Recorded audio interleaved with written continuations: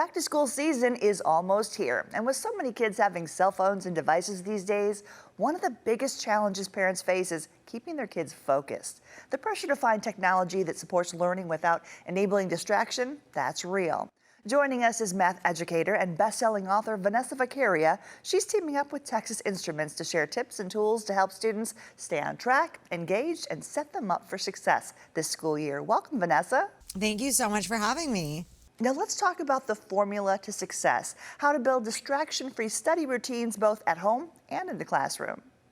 Okay, honestly, I think the number one thing right now to know is that distraction is like one of the major things getting in the way of learning. 45 states are moving towards banning cell phones, some even laptops from the classroom, and that tells us something. It tells us that when kids are trying to do their schoolwork on a multifunctional device, they are very tempted to not use the device for the function we would like them to. So I want parents to get really intentional about the tech they're choosing for the kids this year, right? What do you need that tech to be doing? What is the best tool to do that?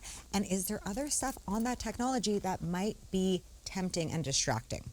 So important. Now, you're the founder of a boutique math and science tutoring studio called Math Guru and the author of the best-selling book Math Therapy, so we're turning to you for your insight. What tools can you recommend to improve student focus and math performance? Honestly, my favorite thing right now is the new TI-84 Evo. It's the Texas Instruments graphing calculator. First of all, it's stunning. I love a stunning tool that people want to hold, right? That kids feel proud to use.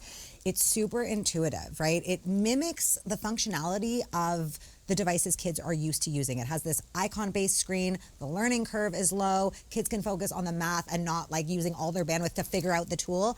But the best thing about the tool is what it doesn't have. And there are two things it doesn't have. Number one, the internet, and number two, AI. And that's really important. Like 81% of educators will say that when kids use a dedicated tool to do their math, they are way more likely to stay on task. And that's half the battle when it comes to learning math, is actually doing the math. And there's no lure of the internet, TikTok, and Instagram, right?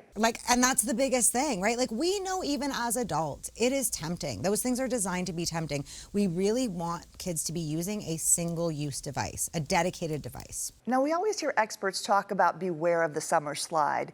What can you suggest to help kids transition from summer screen time to focused academic work? Yeah, you know, our routines are the things that really throw us off kilter during that transition. So start early. A week or two before school starts, start moving the meal times back, the bedtimes back, the screen times back. Remember, screens are designed to be addictive, to give kids that dopamine hit. We have to wean them off extracurricular screens now and introduce what they're going to be using for curricular tasks. So if it is like something like the new TI-84 Evo, get that for them early so they can explore it on their own terms in a non-evaluative setting. So they can have fun using it, they can explore it.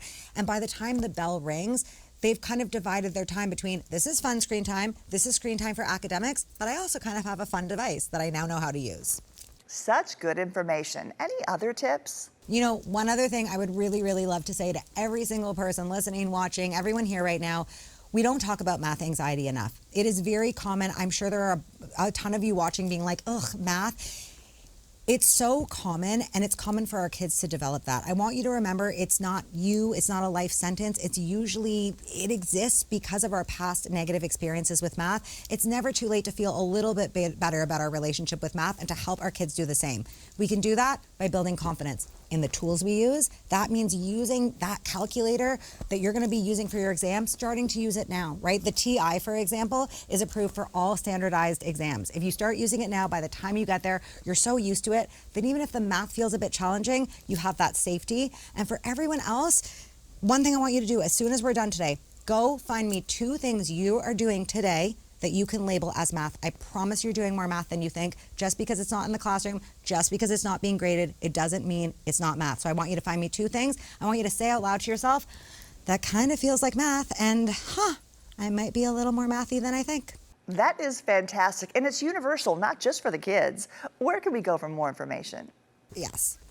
Absolutely, that's for everyone. That's for every single person watching. Okay, you can head to education.ti.com/evo. Vanessa, you are welcome back anytime. We thank you so much for sharing these tips and tools to help students factor in success from day one. Thank you so much for having me. You are great, and I can't wait to hear what your 2 mathy things are. I'll be waiting. I'm going to make you a list of 5. We'll talk. Ooh, yes. And we thank you for joining us on San Diego Living. We'll see you next time.